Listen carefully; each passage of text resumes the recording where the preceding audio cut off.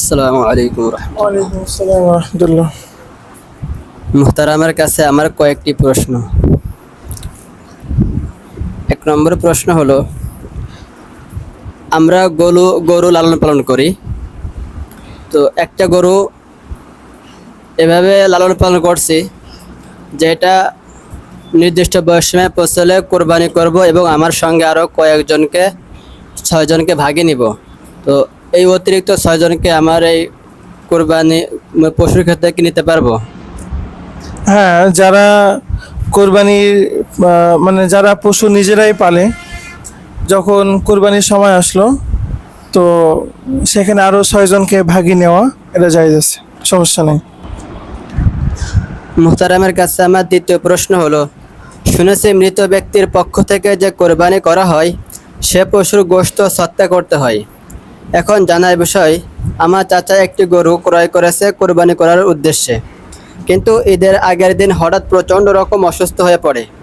এরপর ঈদের দিন হাসপাতালে থাকে এবং পরের দিন মারা যান। এখন চাচার রেখে যাওয়া কোরবানির গরুর গোশত কি তার পরিবার খেতে পারবে? উল্লেখ্য, আমরা ঈদের তৃতীয় দিন চাচার পক্ষ থেকে জবাই করে দিই। দেখেন, আপনি প্রথমেই প্রশ্নের মধ্যে যে বিষয়টা বলেছেন যে মৃত ব্যক্তির পক্ষ থেকে কোরবানি করা হলে সেটা সৎকার করতে হয়, সেটা শুধুমাত্র একটা জায়গায়। কয়টা ক্ষেত্র?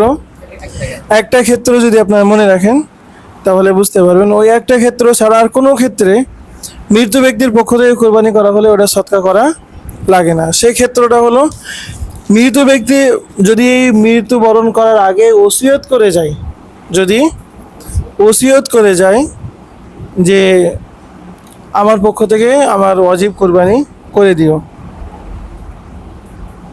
বা আমার পক্ষ থেকে একটা কোরবানি করে দিও আগামী বছর। ওয়াজিব কোরবানি, কাজা হওয়া কোরবানি তো আর করা লাগে না, ওটা তো সৎকার করতে হয়। বাকি যদি ওটা নিয়ম বহির্ভূতভাবে সে ওয়াজিব কোরবানির কাজা যদি সে আবার কি করে কোরবানি করে, এই সুরাতে তো ওই ওয়াজিব কোরবানির হিসাবে ওটা সৎকার করা লাগবে। আর দ্বিতীয় আরেকটা বিষয় হলো যে ধরেন এখনো তো কোরবানি আসেনি, এখন আজকে মারা গেল, মারা যাওয়ার আগে বলে গেল যে আমার পক্ষ থেকে একটা ওয়াজিব কোরবানি করে দিও, এটা একটা কোরবানি করার ওসিয়ত।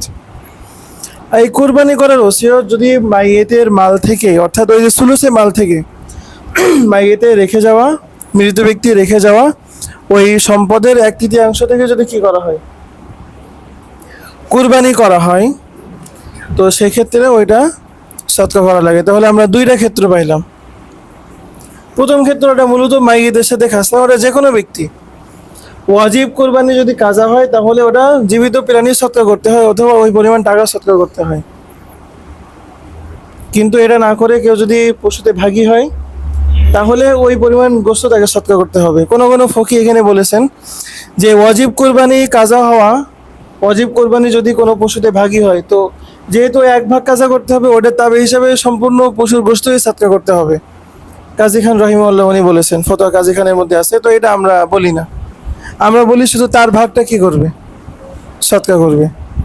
তো মাইয়েতের শুধু একটা সুরত, সেটা হলো যদি ওয়াজিব কোরবানি করার সে ওসিয়ত করে যায় এবং মাইয়েতের অবণ্ডিত সম্পদের 1/3 থেকে যদি সে কোরবানি করে, তাহলে এটা মৃত ব্যক্তির পক্ষ থেকে হবে এবং এটা কেউ খাইতে পারবে না, ওয়ারিশরা খাবে।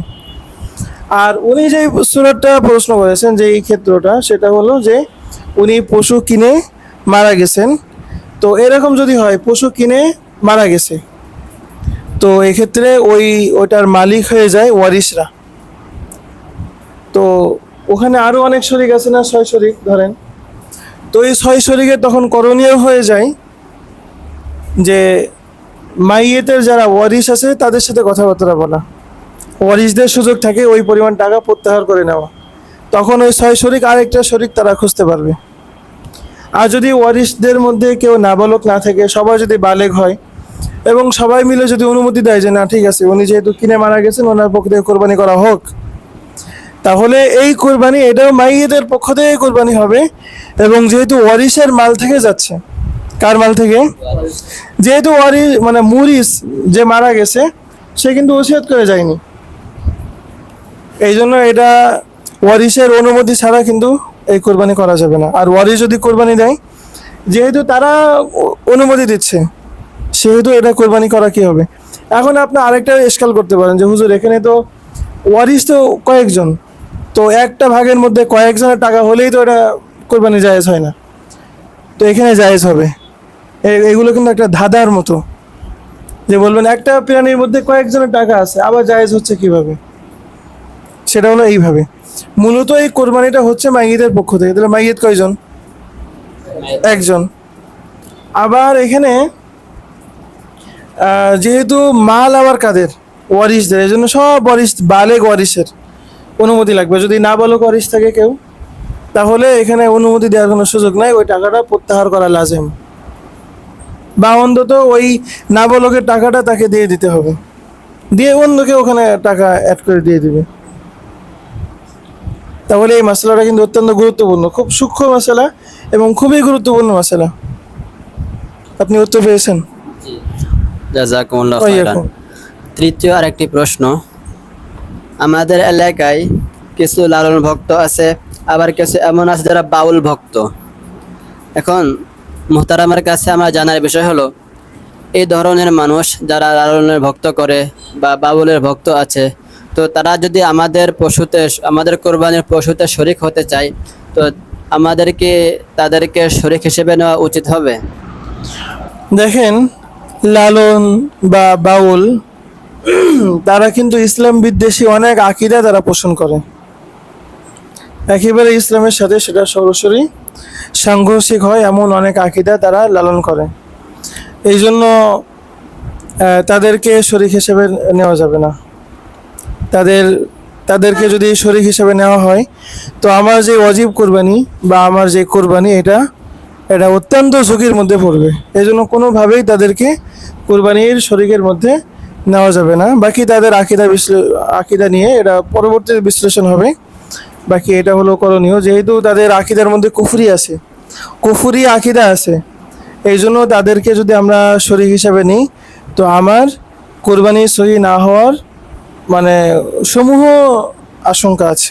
এই জন্য তাদেরকে কোনোভাবেই কোরবানিতে শরীক হিসাবে নেওয়া যাবে না। তারা করুক, তাদেরকে আমরা দাওয়াত দিব যে তোমরা ফিরে আসো, এই সমস্ত ইসলাম ইসলাম বিধ্বংসী এই সমস্ত কুফরি আকীদা থেকে তোমরা ফিরে আসো, এই দাওয়াত আমরা তাদেরকে দিব। জি। জাযাকুমুল্লাহ খাইরান।